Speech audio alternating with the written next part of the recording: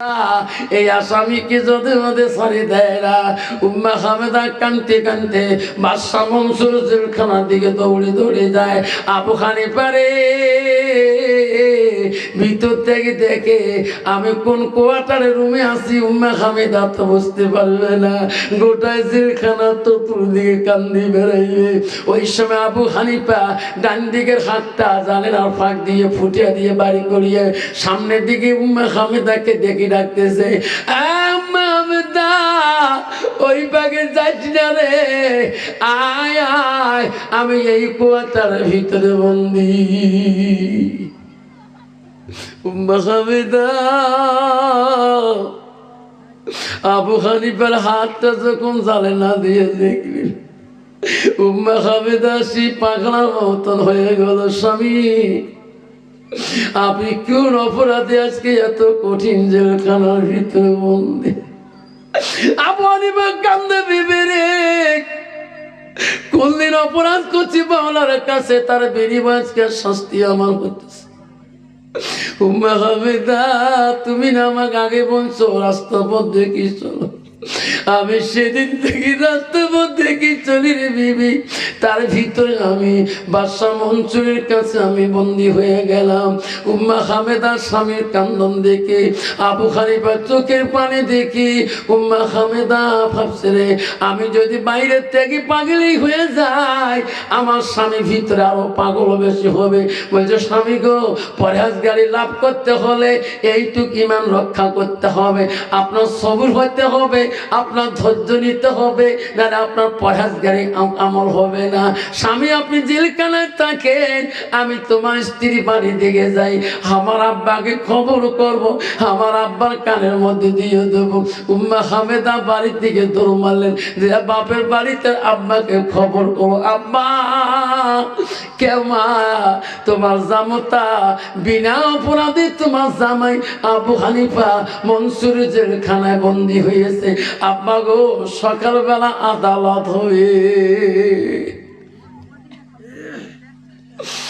আবু হানিফার শ্বশুর দুই চোখের পানি ফেলে কাঁদাল্লা,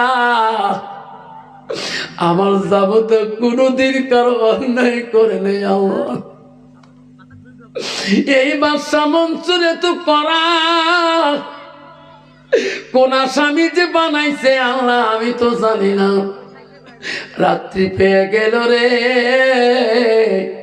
বাদশা বলল, মন্ত্রী গত রাতের আসামিটা আমার রাজ দরবারে নিয়ে আসো, আমি দিনের মধ্যে সাক্ষী প্রমাণে বিচার আদালত করবো।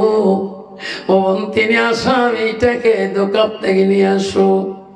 আবু হানিফাকে মন্ত্রী বাদশার মন্ত্রী সেনাবাহিনীরা লোকাল থাকে টানি টানি হাতের মধ্যে হ্যান্ডকাপ লাগিয়ে নিয়ে যায়। আবু হানিফা দুই চোখের পানি বন্ধ হয় না, বাদশার সামনে যায় দাঁড়ায়। বাদশার আপুস করে, আবু হানিফা তুমি একজনকে আনি ছেলে রে, তোর নাম আমি চতুর্দিকে শুনছিলাম, আজকে তুমি এত বড় খারাপ কাম করলি রে আবু হানিফা, আজকে তোমার দ্বারায় এই মেয়েটা একটা পশমের ক্ষতি হয়ে গেল। সত্যি করে বল আবু হানিফা, আমি বাদশা মনসুর, আমি কারো ডিগ্রি দেখি না, আমি কারো চেহারা দেখি না, আমি নেই বিচারক, আমি আল্লাহকে ভয় করি, বিচার করি। আবু হানিফা চোখের পানি দিয়ে বুক ভিজে যাইতেছেন, মহারাজ আপনি নেই বিচারক আমি জানি, মহারাজ আপনার বিবেকে কি হয়, আমার দ্বারা কি এই মেয়েটা একটা পশম ক্ষতি হবে?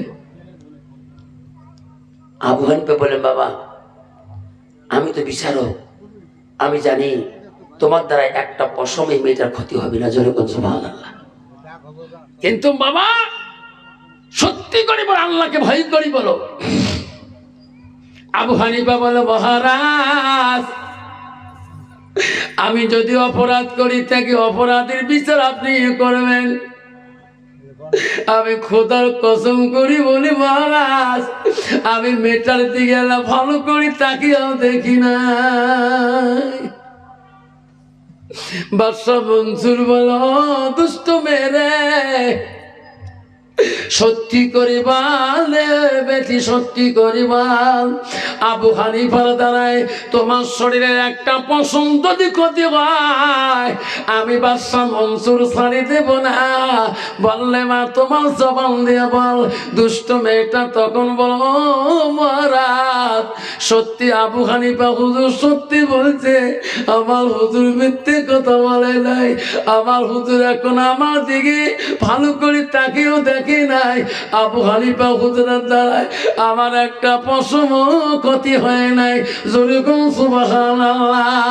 বলো তাহলে তুমি এই কাজটা করলে কেন? বলছে মহারাজ আমার ডানে বাঁ দেখো যত যুবক আছে, এই যুবকগুলো আমাকে দিরহাম লোভে, টাকার লোভে আমাকে এই উল্টা করতে বলছিল। মহারাজ আমি মূর্খ মেয়ে, পড়াশোনা জানি না, পয়সার লোভে পড়ে এই যুবকদের পাল্লায় পড়ে আমি বাধ্য হুজুরকে আমি কষ্ট দিলাম। হুজুর আমাকে ক্ষমা করে দেন। আবু হানিফা হুজুর আমার দিকে এক ইঞ্চি খারাপ নজরেও তাকায় নাই, আমার রুমের দিকেও তাকায় নাই। নাই থাকবেন একটা মহিলা 200 টাকা দিছে। বাদশা বিচার করবে এখন। বাদশাকে বলো, মহারাজ আমার ডানি বেজে ছেলেগুলো দাঁড়িয়ে আছে, এনার জন্য আজকে আমার এই পরিস্থিতি হলো। বাদশা মনসুর এখন ডাইনি বানি সাক্ষী, মিথ্যে সাক্ষীদের প্রমাণ কি হবে, আবু হানিফার কি হবে, মহিলাটার কি হবে, আপনারা শুনবেন না? শুনবেন? কে কে শুনবে হাত তুলে দেখাই। ইনশাআল্লাহ শোনার আগে 500 টাকা কেউ দিবেন মাদ্রাসার নামে, যে আবু হানিফা জয় হবে না মেয়েটার জয় হবে না ওই যুবকদের জয় হবে, আপনারা শুনতে পারবেন। তার আগে নবীর বাড়ির জন্য 50 কেজি চাউল নাহলে 500 টাকা দিয়ে খুশি করাবেন। একটা ভাব ভাই, 100 টাকা দিবেন, 100 শহীদের সব আল্লাহ আমল নামে লিখে দেবেন। দেবো বাবা, পানি দিত, গরম পানি।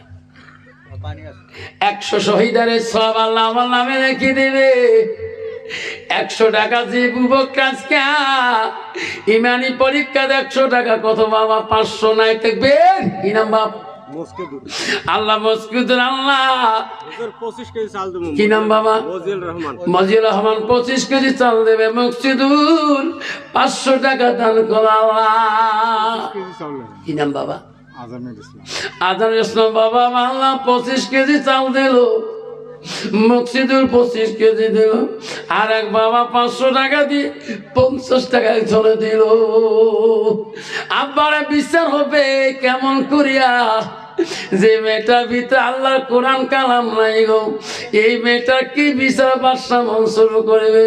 আবু হানিফা ছিল কত বড় বুজুর্গ বাবা, যার জীবনে তাহাজ্জুদ নামাজ কায়দা হয় নাই, 52 বার মদিনা তওয়াফ করেছিল। কি নাম বাবা? সামিদুল ইসলাম। কি দিবেন?